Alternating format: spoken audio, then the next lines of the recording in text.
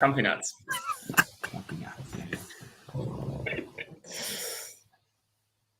Alrighty, we're going skip free, little ad lib read today. Bare Nuts, Australia's fastest growing grooming company for the modern day man, voted #1 in Men's Health magazine. Proudly sponsoring Any Given Sunday, 10% off at the checkout if you put in code Any Given Sunday. They got a great product here, Bare Nuts. They got Bare Butts, which TMac I know you're a big fan of, and Danny, you've got Wood. We know you've always got Wood, but you've got Wood, the beautiful comfy nuts undies that they roll there. So 10% at the checkout automatically be applied when you chuck in the code Any Given Sunday. Brown 45! Brown 45! Hot, hot, hot, hot, hot, hot! You are listening to Any Given Sunday, Australia.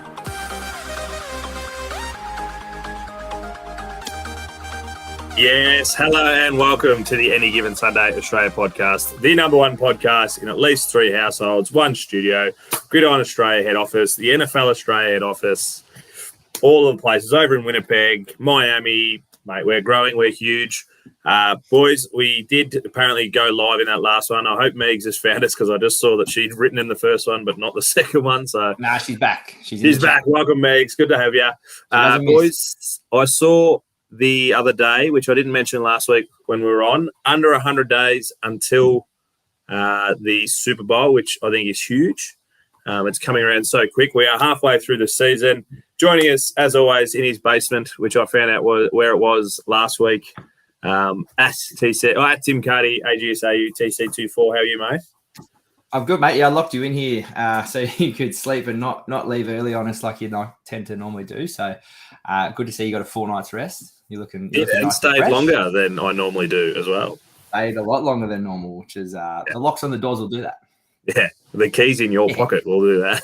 Yeah, they will also do that. No, that was good. That was well played. And you can actually let us know where you are, Danny, at Danny Webb AGSAU, because you've moved on from Frankfurt, which we will talk about, the incredible game you got to go to. But where are you now? I am currently in Viborg, which is a very small place in Denmark, about 5 hours from Copenhagen. You've sent through a couple of photos just now, and it already looks incredible. Denmark, such a beautiful place. Unbelievably beautiful country. A lot of lakes, a lot of green.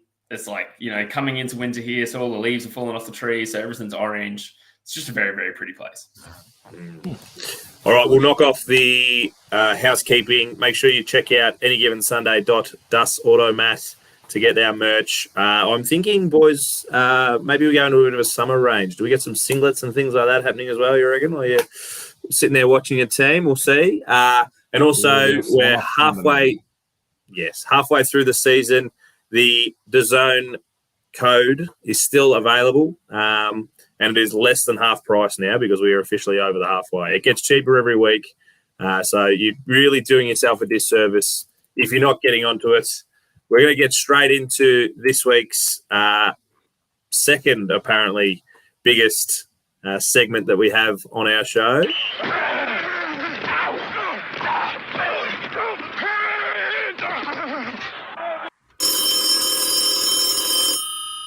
Thank you for calling Dr. Danny's office. All the way live from, I've already forgotten the place, in Denmark. Bloody lucky to have him in the office. We thought we were going to have a temp in, so this is great. Denmark works. It's a remote office. It's just constantly rolling around.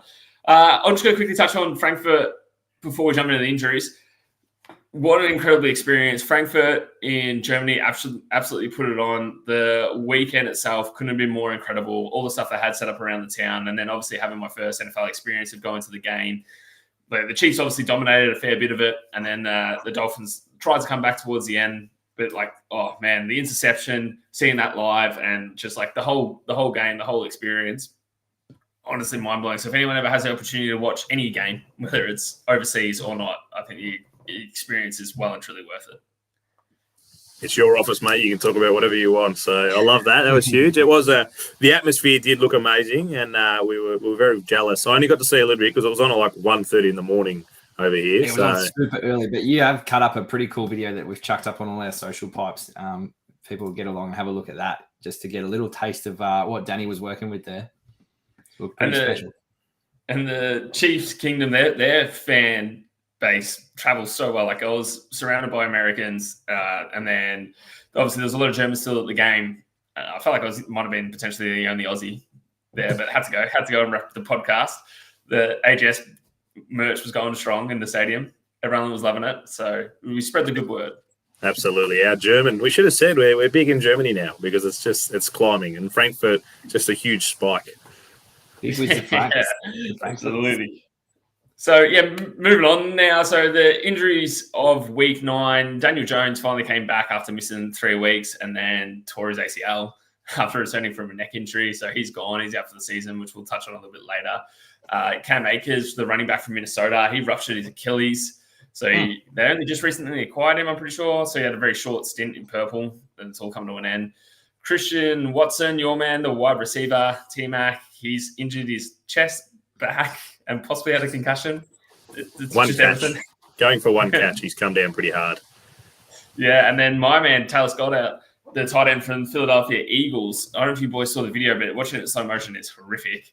He got a fractured arm, so he kind of got tackled by his arm, and as he pulled down, the defender from the Cowboys actually landed on it. So, he's got a forearm fracture. He's already had surgery, or he's having surgery, and they reckon it might just be a 4-week recovery time.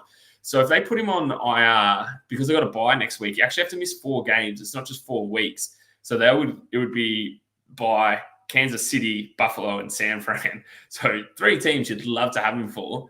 But, at this stage, it's looking like they might not even put him on IR, hoping that he can come back in that 5th week. You think if it's a horrific injury like that, you'd almost take the extra week, sitting the fact that you are 8-1 and going to be going pretty deep anyway, wouldn't you? Yeah, I haven't looked as far. I only looked for those first 4 weeks to see what we had, so I don't know who we got the following week. But if there's a chance that they can rest him, they probably will. But I think he just wants to be out there because he started off relatively slow to start the season and then was just really trying to, really just finding his feet in these past coming weeks. So I think he just wants to be out there. Yeah, that's fair enough. Some big injuries, a couple of long-term injuries as well. Did you say Cam Akers was his Achilles as well? Is that right? You said ruptured Achilles. Yeah, that's shit house. And he's come over from the Rams. He spent a good few years at the Rams. So to go across there and not last that long, it sucks for him. That's all right. We'll move on to the news. And the news, of course, is brought to us by our good friends at C2C Rare Threads. 10% off when using our code or head into their shop. They are lovely people. When I head up to the Gold Coast, I'll be definitely heading up. They've just got a whole range of new college gear as well. So, check them out. 10% off with the code Any Given Sunday. You mentioned the injury to Danny Dimes. He come back, didn't last that long. Danny Dimes hurt himself. But the biggest thing, so he's out for, it's pretty much 12 months, wouldn't it, ACL? Yeah, good player will get back in 10. How long were you, 9? Maybe 8.5. I'm not sure. I can't remember. Yeah, so quick. The biggest thing I got out of the story, Woe, is he's going to be replaced by this man. Oh, look at you go. Danny DeVito. Danny DeVito is lining up, undrafted rookie. You're I can't pretty actually. Happy with that, aren't you? I am, and I've actually thrown myself. I can't actually think of his real first name. Danny? It's not Danny. Anyway, It's DeVito. Tommy DeVito. Tommy DeVito. Yes, he has been named as the starter for the Giants this week. And I believe I did have a look early. They're like 16.5 underdogs. So that's one of the biggest lines we've seen this year. And it's probably no surprise when you've got this bloke lining up for you under center. But the Giants were struggling anyway. The Giants were struggling with Danny Jones, who they just paid, what was it, $50 million, just under, or whatever it was. 160 mil. Yeah. Well, he's just come back because he had that, was it shoulder injury or something? He was out for 3 weeks with the neck injury. And then he's just come back, and then your boys took him to pieces, Cards. Mate, we were absolute freight train on the weekend. They didn't stand a chance, as we said, with the new coach bump. Crosby flying around. Oof. Sorry, Danny. Yep. It was a genuine news coach bump too. The other story Sorry, Danny, you got more? Just on that, so he'll be the 10th rookie quarterback to start a game this season, which is an NFL record. And then they actually signed a vet, Matt Barkley, earlier this week, but DeVito's been with the team for much longer, so that's why they're going to start him. And then their other quarterback was Tyrod Taylor, who is already on IR. He's on IR, so it's just from bad to worse for the Giants. Like, they just cannot take a tree. No, they're definitely looking at that number one Caleb Williams pick, and that's a whole other story whether they look at that going forward. Shelve that for off season, but on the cards. Yeah, he could. Oh, he wouldn't come into it, would he? Although they have just added cards, we didn't mention the $40 million for Josh McDaniels to go into that. What is it? $800 billion pool of coaches that are getting paid without coaching. Yeah, his contract's gone in there. Yeah, nice. Just add it in there. File it away. The other news story, Danny, you sent it through to us. You actually broke the news to us overnight. Well, it was overnight for us that the Rams have signed Carson Wentz as a backup, apparently, to Matt Stafford. Not to be the starter, but to be a backup. What are your thoughts? Yeah, so on that, Stafford's obviously sprained his thumb, and it's severe ligament damage, which was thought to be not so bad, and it's turned out to be a lot worse than they thought. So they thought it was only going to be missing 1 week. It turns out it could be 2, potentially 3. So they got Wentz in because the recovery time just was going far slower than they originally thought. Yeah, and they had the rookie start against the Packers, which the Packers did get the W, which we'll quickly touch on. But they've waived him already. See you later. They got Wentz in on the bye week to give him extra time to get familiar with the plays and the audibles, all that sort of stuff. So chance to start, I think. Yeah, so Ripon went for he only threw 46% and only 130 yards before he got. See you later. I feel like that was a lot more the amazing defense that he was playing against, not him. Wasn't he playing against the Packers? Yeah. Yeah, you're right. He's a bit of a journeyman, like since he got drafted by you boys, the Phillies. He had 5 seasons there, and then he went to the Colts just for 1 year. Then he went to the Commanders on I think at least a 3-year deal, but they cut him after 1. So he's been a free agent. So this is his 4th team in nearly as many years, I suppose, going from the Eagles to now. So yeah, a bit of a journeyman. Got a bit of the Baker Mayfields about him. So I don't know. Could be interesting. Could go all right. Have that little bit of on his shoulder. Did help Philly get to the position they were at to be in that Super Bowl that they took out. It was just 100%. He was MVP favorite at one point. Yeah. And then Yalen came in and just took over in the offseason, beat him out. How do you reckon Kaepernick and Cam Newton are feeling when this guy's gone four teams in 4 years and these guys can't get a gig? Well, Cam Newton got offered, what did he get offered, like 5.5 or something to go to the Jets? And he's like, you need to pay me more than that. Yeah. There you go. That probably says it all. I don't know how much Wentz is getting, but I reckon he'd be taking anything. Yeah, I think Wentz just still wants to play. Like, obviously, still got a lot more fight left in him. Yeah, absolutely. I can see Carts grinning away at the live streaming chats, which is good, getting people engaged. We'll leave you with that, mate. We'll get straight into the game reviews. I'll go through all the games we're not going to talk about. We do have 3 that I've picked out, so we'll have a quick chat about those. But the other ones, the Steelers, which we've already spoken about, beating the Titans 20-16. My Packers getting the job done against the Rams 20-3.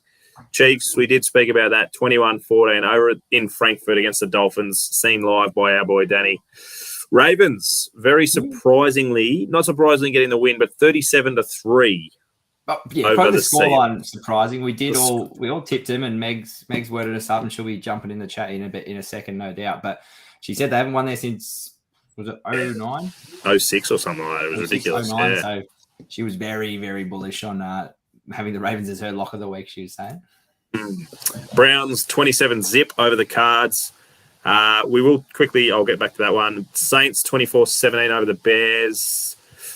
Commanders 20-17 over the Pats. Colts 27-13 over the Panthers, which they're kind of struggling with their boy Bryce a little bit at the moment. Your Raiders getting the job done 30-6 over the Giants. And Monday Night Football 27. The Chargers 27-6 over a lackluster Jets, even their defense. One game we'll quickly talk about. 39-37, absolute blockbuster. Texans over the Bucks. Danny, I know you had a little bit to say about this. What are your thoughts? Just a quick one. Oh, just the composure of CJ Stroud. Because what did he have the ball on that final drive? I think they have 46 seconds left, and they were down by maybe 4. They're down by 4, so they had to get a touchdown. And just the fact that he went into this game with only 1 interception. I think he threw maybe 2 picks during this game, but prior to that, like all the 6 weeks prior, he only had thrown 1 interception as a rookie. Like we haven't spoken about him anywhere near enough for how well he's playing. Like he's definitely flying under our radar, and now hopefully not anyone else's after this performance, because that last drive in that 46 seconds, he was just so composed and like to get the job done and to take down the Bucks. Like you saw Baker Mayfield on the side, like just borderline in tears because he was just so shocked that they actually managed to get done. Because the Bucks drive, the previous drive, was elite as well, like to get them up. So it was just a back and forth game, high scoring, low defense. It was just a very exciting game to watch. Well, they've got him down for no interceptions but a fumble. Okay. So he's looked after the ball a bit better, but he had 3 of his receivers over 100 yards and at least a touchdown each. So all over 110, actually. So massive numbers. And like, I think he's become the clear bolter of all the rookie quarterbacks this year, far out in front of all the others in terms of his output and everything like that. You've jumped the. I did only want a small bit, but we'll get into it anyway. I have a question without notice. I'll play the tune for my second one later. But is he the leader after throwing 470 yards? Yes, which is a record, and 5 TDs. Is he the leader of offensive rookie of the year at the moment? Yes. Yeah. So I saw a stat. Was it Mac Jones? He's got, I can't remember who, he's got more touchdowns already than it was. I reckon it was Mac Jones or something like that, which is incredible to think. Like Mac Jones is in his 3rd year, 4th year. This bloke's been in for 10 weeks. His rookie season, he's already got more. Yeah. I do love the story because he was, although they were always talking about him and Bryce, it was Bryce. You know, he's only short. That's his only thing. He's got everything else over CJ Stroud. Was it Stroud that had the low numbers, or was it Bryce that had the low numbers in that the brain testing thing? But it comes out he knows football and he's very good at the football. And like you said, to have 3 receivers, one of them's your big tight end, well over 110. One was up to 150 yards. He had 3 of the top 5 receiving leaders for the week. Like that's out of the whole league. Like it's huge. So yeah. I think it's not just what he's doing in the bubble in terms of his own stats. It's what he's doing for Houston. They're 4-4, so got a record 500, 8 games in, and obviously the bye as well. No one expected anything from them this year. They were expected to be, bottom dwellers in the AFC South. So they're sitting 2 games behind Jacksonville, a chance, for that sort of wild card playoff spot. Like no one was picking that at the start of the year when they drafted him. So, mate, he's got a lot going for him. I think he's got it pretty much locked in already coming into week 10. Locked it in. We should look at this. I'll look at the when we get into this next game. I'll look at his if they've got it up, the price that he's paying for offensive rookie.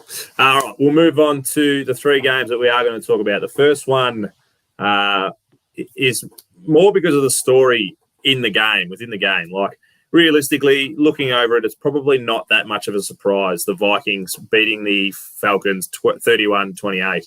But I feel like the story of the whole day, of the whole weekend, Joshua Dobbs coming over, he didn't even know half his team's name, and he got thrown in there. To see the footage of him before they were losing. This is another final drive where he drove them down there, gets the touchdown for the win.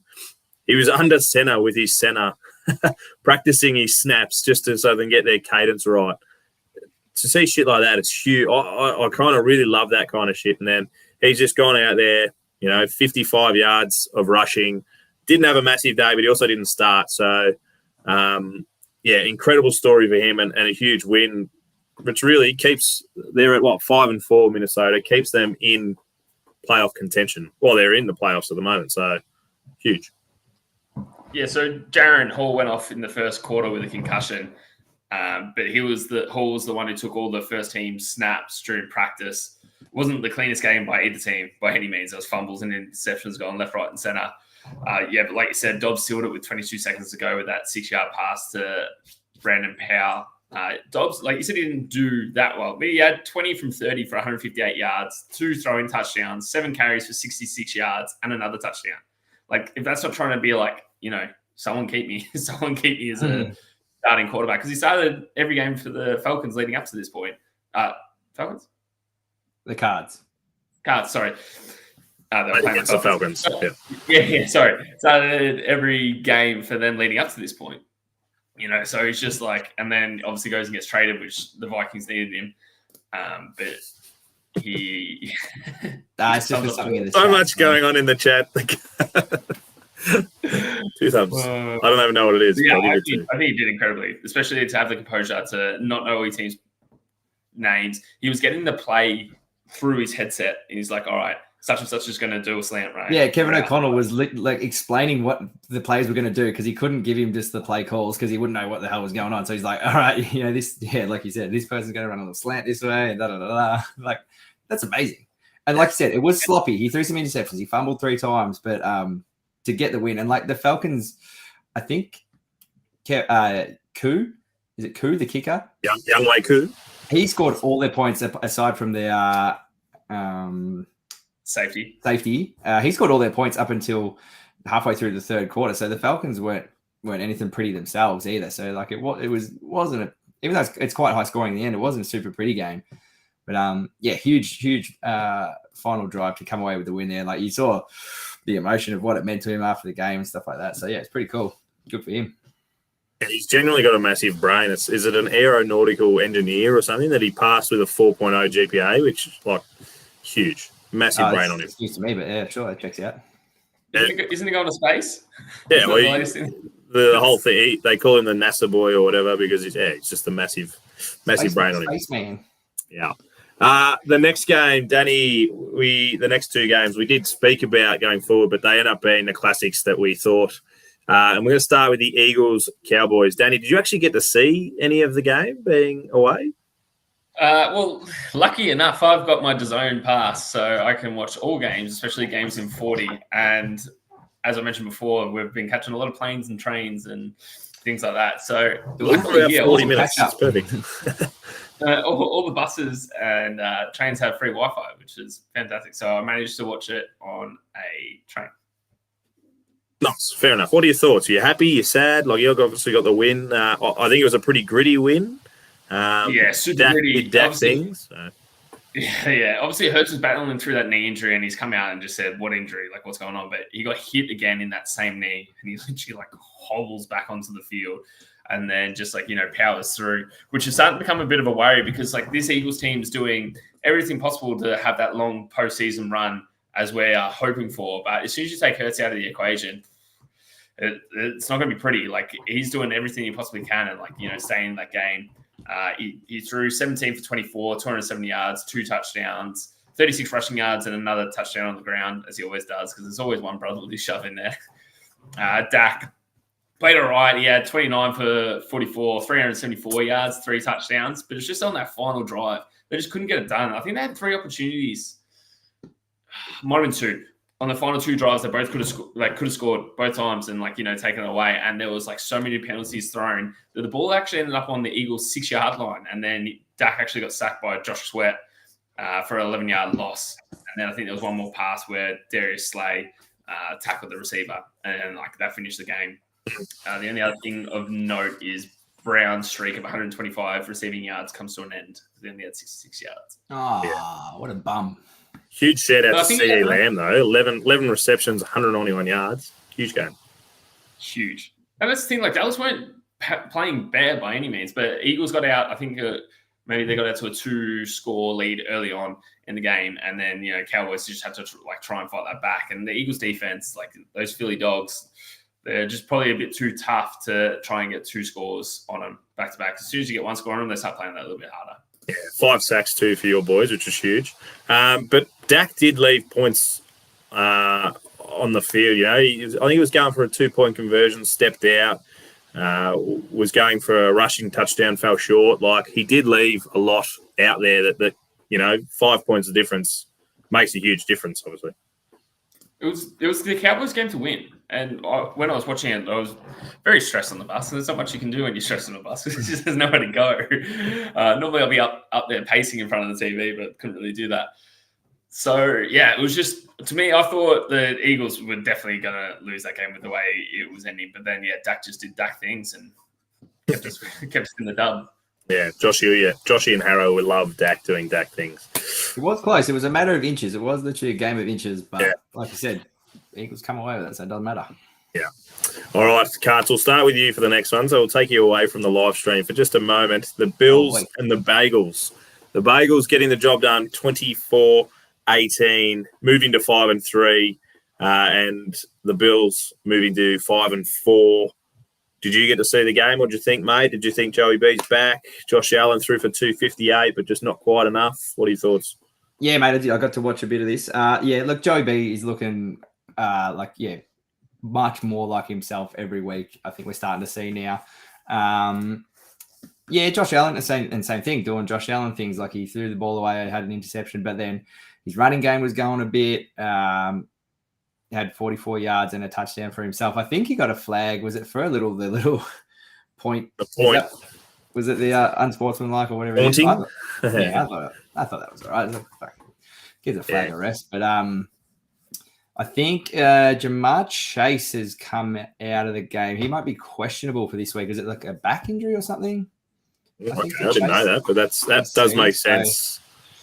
It might have just been he was listed as a non-participant for training or practice early in the week, but it was I just saw that in an article and I thought, oh, keep an eye on that. Obviously, he's such a big part of their offense, but Mixon was a bit of a beast. He only had 37 yards, but also 31 receiving. So 37 rushing, 31 receiving, but just crucial runs when they needed, like rush through for that pretty important touchdown and stuff like that. So they're just starting to get things rolling again in the Bagels. Like we can't sleep on them, that's for sure. And then the Bills, we kind of questioned, I think you put the question to us, do we think they're the real deal still? It's looking less and less like they're that lock for play like Super Bowl sort of contention as much this year. They're a bit more hit and miss, it feels like. So that was sort of my takeaways from the game.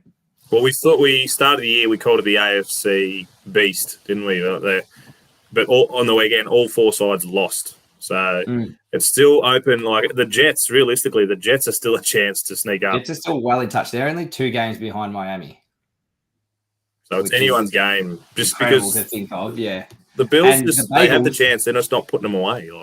Well, the Bagels in the AFC North are still sitting on the bottom. Cleveland, Pittsburgh, and Baltimore all ahead of them. So they are. Granted, they're on the same games as Cleveland and Pittsburgh, but yeah, they're still sitting on the bottom. Yeah, but they were 0-3 to start with, weren't they? Or 2-1 or 1-2 or something. So they're definitely coming in their own. Joey B, 31-44, 348, 2 touchdowns, and T Higgins, a bit of a coming out game this year. Like he's been just that second or third fiddle, but he had 8 catches for 110 yards. So a real coming out game for him. But you do kind of lead me straight into our third popular segment, Carts. It's time for questions without notice. It'll be interesting to see what the number one segment is. We've already started this segment. We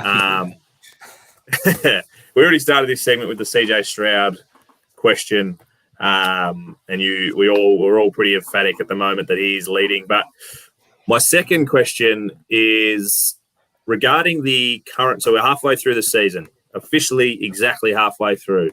So I've got it up here on the page, just the current playoff situation. So in the AFC side, we've got the Chiefs at number 1, Ravens 2, Jags 3, Dolphins 4, Steelers 5, Browns 6, Bengals 7. So as you mentioned, Carts, every single AFC North team is in, all 4. So that's huge. All 4 are in there. On the NFC side, we got your Eagles, Danny, they're 1, Lions 2, which is huge, 49ers 3, Saints 4, Seahawks 5, Cowboys, and then the Vikings at 6 and 7, respectively. Knowing how the format works, 1 getting the bye, 2 versus 7, 3 versus 5, 3 versus 6, 4 versus 5. Is there any games, Carts, we'll start with you, any games that are kind of sticking out to you at the moment that we could be likely to seeing, or any teams being up there that you're like, shit, I was not expecting them either that high or doing that well? I think the Saints definitely surprised me. Someone's got to win the NFC North, mate. Over in the NFC, but it's just surprising because we don't talk about them that much, even though in the past they have been a bit of a powerhouse. But surprising to see them at 4 there. Vikings doing well to still be hanging in there. I think that's a bit surprising to me. In terms of, I can't scroll, so Yeah, what do you want? Up or down? yeah. Not many other surprises, I don't think. I think the Lions coming out at second. Coming in second, like I think we expected them to be a team, but I suppose suppose second, but not surprised that they're in there. Like, you know, Eagles and 49ers were pretty much the lock, and then I suppose the Cowboys you would put in there as well as a bit of a lock, even though they're down in 6. But we expected the Lions to be in there, so yeah. But you're obviously talking about the NFC side. We'll let Danny talk the AFC side. Yeah. So for me, one of the big surprises is both the Steelers and Browns being where they are. Like, if you watch the Steelers game, especially on the offensive side of the ball, it's not very pretty, but like obviously their defense is doing enough to keep them in it. And Browns are pretty much exactly the same. So both very defensive, strong teams being up there. Like, their defense is definitely carrying them through to get them to that point. I think both of them, to me, are probably the most surprising. A couple of big games for the Steelers and the Browns, though. Browns have got the Ravens and the Steelers have the Packers this week. Yeah, so the Steelers should smash through the Packers. Yeah, you never know. You never know. But some cracking games. So on the NFC side, it'll be the Lions versus the Vikings, week 1, which would be huge. 49ers and the Cowboys, which I think everyone would be happy to see that one. And then the Saints and Seahawks. Which one of those 3 would you be looking forward to the most, Carts? I think the Saints Seahawks, like, it's just so more of an unknown. Like, just I haven't seen the Saints that much this year, to be honest. Like, just don't see their games. Obviously, they're doing well in the NFC South, 5-4. But the Seahawks, I've got a bit of a soft spot, so I'd like to see that game, I think. Sure. AFC side, Danny, Ravens and the Bengals, Jacksonville and the Browns, or Miami and the Steelers. Who would you be most likely to? Got to be the Ravens and the Bengals. That's going to be one of the that just sounds juicy. That just gets your mouth watering. So juicy, because with what Lamar's doing, like on the ground, on his feet, he's got so much composure. He's so much better player in the pocket at the moment. Like, he needs to start coming into the conversation of MVP. He just has to. And I've seen all around the interwebs that the Ravens are actually getting right up there in the power rankings. And a lot of people have them picked as early Super Bowl favorites. So it's going to be good to see them come up against a Bengals team that's finally started to find their stride. Yeah, if it did finish that way now, it'll be definitely a juicy playoff series. Our boy Loz Haresh, he's big on the Ravens at the moment and saying why Lamar is definitely the MVP currently. So he agrees with you 100%. I've actually got a question without notice with you before we move on, because I'm assuming that was the last one. Let's go. So congrats.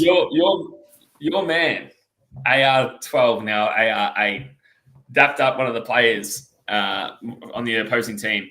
And he's like, when are you coming back? And he said, a few weeks. How do you feel about the Jets being where they are if Aaron Rodgers manages to come back in a couple of weeks? Surely he can't come back in a couple of weeks. That'll be that'd be enormous news in itself. Like, I'm sure the medical world will be going out on it. I think, like we just mentioned, the AFC East hasn't been as enormous as we thought. So if he was to be able to, even if it's 4 weeks and it's week 12, 13, 14, 15, and he's coming back and they're just still in contention, they would be very much right up there, because they're still, Danny, you say it week in, week out, their defense is still a Super Bowl caliber defense. It's just their offense has been shit house. So, they only scored, 6 points and no touchdowns on the weekend. So got AR12 or AR8 in there, it's a different story 100%. So I feel like they would be very, very happy with where they're sitting at the moment. Maybe like to creep a couple more wins in there just to make sure that they're riding up to their eyeballs. But if he can come back, I think the AFC East will be very nervous.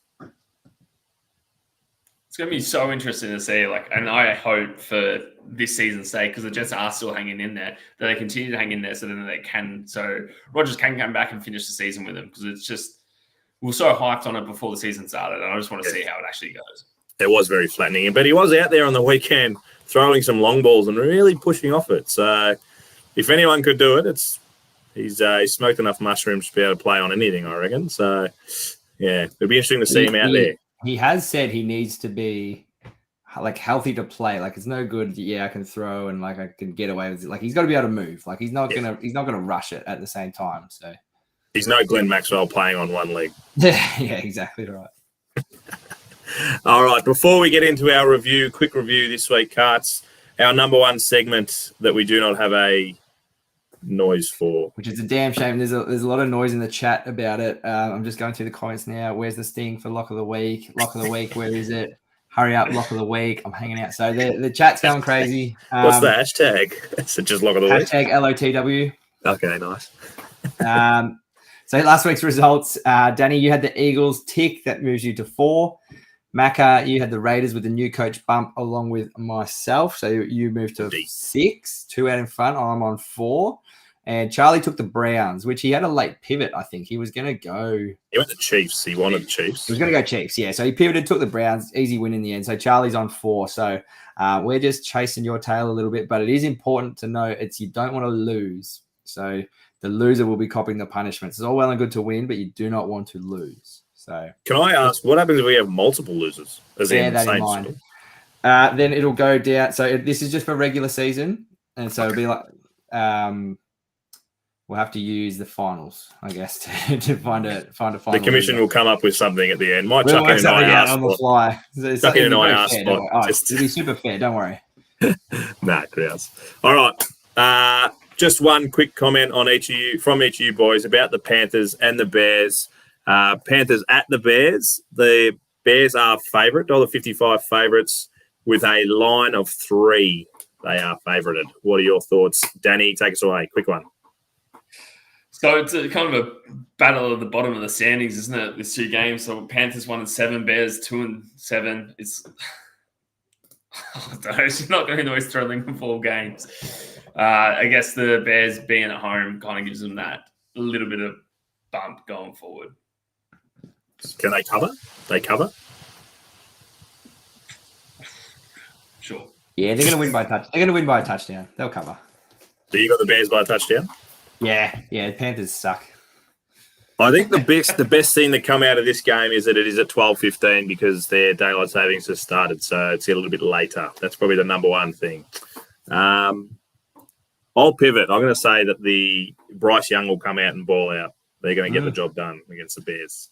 You are wrong, but hey, good on you for taking a different. Is that you're saying that after he came off a 3-pick game in their previous loss for a bounce back? Yeah, who they lose to last week? Colts. Yeah, they're better than the Bears. Oh, maybe. Pretty sure they are. All right, boys, we've been talking dribble for way too long. Danny, you've got a holiday to get to. Hopefully, we can't bank on seeing you every episode, but we want to see you as much as we can. So enjoy your holiday, mate. We love it when we do. Do you have any, what do they speak in Denmark? Danish? Oh, no, Danish is a tough language. Tak. Thank you. All right, do you have any German then? Give us anything. No, that's me done. I'm actually off to Norway this weekend, so I'll be not following many games because I'll be in a camper van. So It's on you boys. Your homework without notice then is a greeting and a farewell in Norwegian for next episode. All right, I've got you. Got you covered. I like it. All right, mate. All right, mate. Speak to you boys soon. Go Packers. Go Raiders. Eagles are on a bye so they can get stuff. Yeah, see you, fam.